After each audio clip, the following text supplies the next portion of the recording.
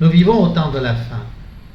Nous vivons une période extrêmement dangereuse, de plus en plus dangereuse. Et sinon nous, nos propres enfants chrétiens, vont connaître des temps terribles, des temps difficiles. Peut-être cela risque-t-il de s'abattre sur nous plus rapidement qu'une tornade ne s'abat en ce moment sur l'Inde ou sur les îles de l'Atlantique, de la Floride, des États-Unis. La tempête s'est levée, le vent souffle contre les chrétiens. Et nous, serons-nous fidèles à Dieu? Nous sommes des mortels. À tout moment, nous pouvons mourir, un accident de voiture. De toute manière, notre vie se terminera par la mort.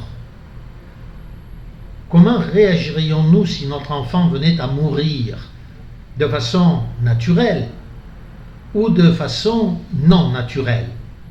Si une persécution venait contre nous, ou encore même pour condamner une mauvaise habitude que nous avons prise et qui est devenue comme nous, pour nous, comme un fils.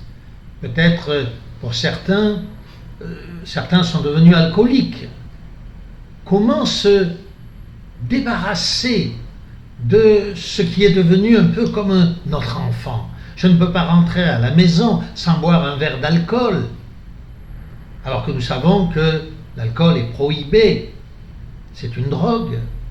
Serions-nous capables de sacrifier notre fils, ce péché qui est devenu pour nous comme un fils?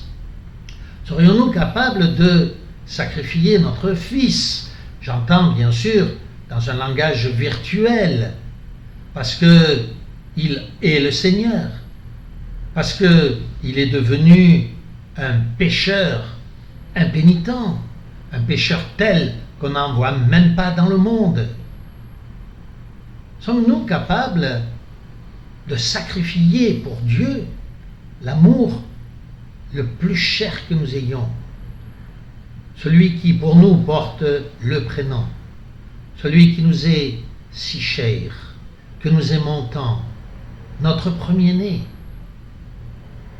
Les premiers chrétiens n'ont pas hésité. Ils n'avaient pas peur de partir dans les arènes, laissant le chagrin à leurs fils ou à leurs parents, amenant peut-être leurs enfants avec eux dans ces arènes, y étant obligés, bien entendu, par les autorités, par la police du moment. Que ferions-nous? Quelle serait notre réaction? Est-ce que nous nous en prendrions à Dieu, par exemple? Est-ce que nous accepterions de rester pendant plusieurs jours, peut-être, dans une prison, condamnés à la mort, sans pour autant renier le nom de Dieu? Toutes ces pensées ne sont pas inutiles. Nous devons bien réfléchir à la manière dont nous agirions. Il y a de cela un jour ou deux, j'écoutais une femme catholique, responsable catholique, qui parlait d'une femme qui avait été obligée de laisser son enfant à ses bourreaux.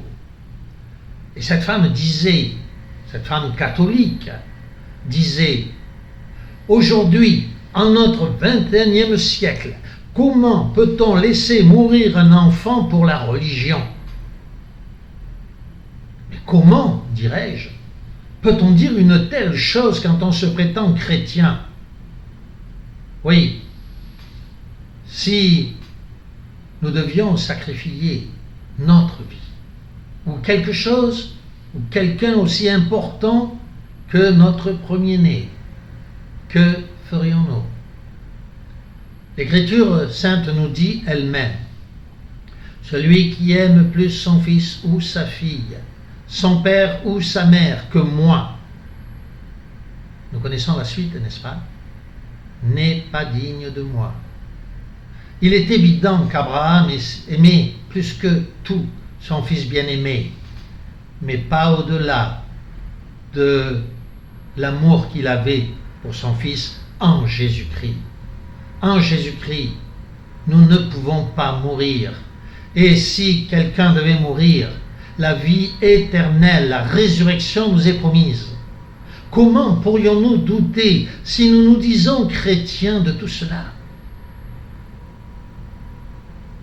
Oui, le diable joue sur les pensées, les émotions du cœur, les émotions charnelles.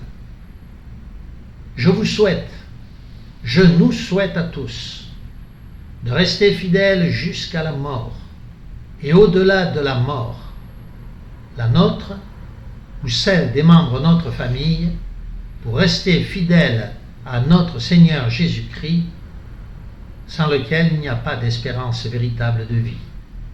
Rappelons-nous qu'Abraham a sacrifié son fils qui était mortel. Notre Père céleste a sacrifié son fils qui était immortel.